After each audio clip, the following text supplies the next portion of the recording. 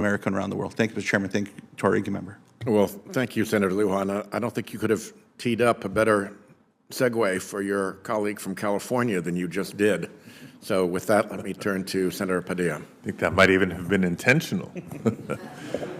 Just 10x, 20x, however you want to scale up, but that's precisely an issue, starting with when forest fires act like brush fires. You can just imagine the devastation. But thank you all for participating in today's hearing. As members of this committee, we need to obviously consider the economic impacts of extreme weather events holistically, including the many indirect costs to the agricultural industry. And I want to lead by referencing farm workers, who often bear the brunt of indirect costs associated with extreme weather events, which includes but is not limited to severe storms, floods, drought, wildfire, and extreme heat. We saw this in California when recent flooding devastated large swaths of strawberry fields in the towns of Pájaro and Watsonville. It was farm workers who waded through flooded fields or were forced to go without pay, or still being forced to go without pay because of lost crops. Mr. Willis, how often and to what extent do you believe federal agencies and programs factor in the indirect costs of climate change in the agricultural industry, such as loss of livelihoods, exposure to various health threats, and lost productivity? I want to make sure I understand the question so we don't answer it incorrectly. How often does the crop insurance program take those things into account? Is that the question, sir? Yeah, not just that specific program, but programs in general, departments and agencies in general. I think every program is a little bit different. The crop insurance is very focused on the value of the crop and trying to compensate for that. But other crops at the Department of Agriculture, I think, have a broader purpose to them, to be very blunt on that.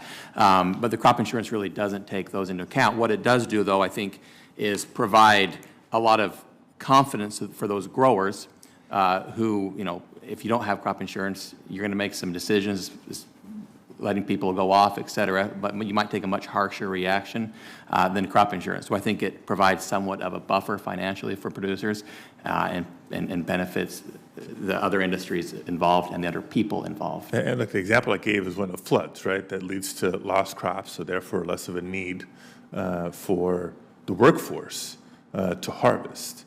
And what happens as a result, it's not just those individuals, those families that go without wages, but the community in general goes with a declining tax base because of weather. Same on the drought side of the equation. So any thoughts or suggestions on how to improve these federal programs to be more effective reaching out to workers and the greater community that relies on seasonal or even permanent agricultural jobs? The best answer I can give you is probably USDA, and they have individuals probably need to continue to do outreach for those sectors. That's a little out of my area of expertise, and that's about all I would dare say, sir. Yeah. No, I appreciate the honesty, but sadly I think it's a little out of the expertise or the attention of a lot of federal employees because of the programs and agencies that they work in. Do a follow-up question on a more specific topic. California proudly produces 80% of wine in the United States and single-handedly is the fourth largest producer globally.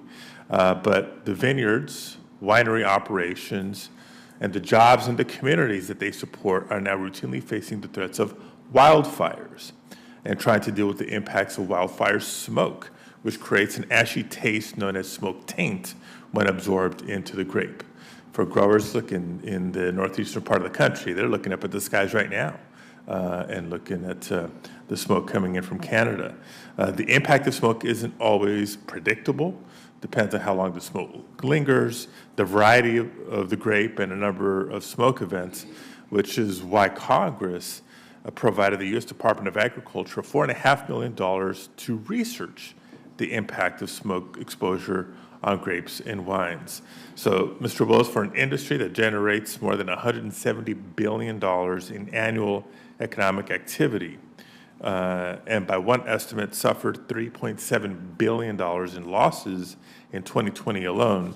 Do you believe Congress can do more to assist researchers to help us protect this vital industry? I'm going to talk about crop insurance because one of the advantages of crop insurance is you do not have to wait every 5 years for a farm bill. USDA has the authority to adjust those programs to take into account new problems that are coming about, and they have a shorter timeline. And so I do think there are things they can do to address those types of situations, and I think crop insurance is a good tool because they can take the data, they can take the research, they don't have to wait for a farm bill, they can adjust the policy so that it provides, so it's more responsive. Thank you. And I know my time is up, Mr. Chair, but just one quick follow-up item. I know the general topic of crop insurance has come up, including with Senator Stabenow, who chairs the Agricultural Committee. But can you comment specifically on how it works for specialty crops, which are different than non-specialty crops, obviously? Certainly, crop insurance started strong in the Midwest over time. There has been a significant effort, there was when I was there, and I know there still is, to try to make crop insurance continually work better for specialty crops, fruits and vegetables. I think from somebody in your shoes, continually to encourage USDA to talk to those groups, to do those listening sessions with areas, there is improvement that needs to be made. But I can tell you from the seat I used to have, it is challenging to know exactly what to do because the risks they suffer are not the same risks the Midwest suffers. So they're called specialty crops. Thank you, Mr. Chair. Senator Kane. Thank you, Mr. Chair. And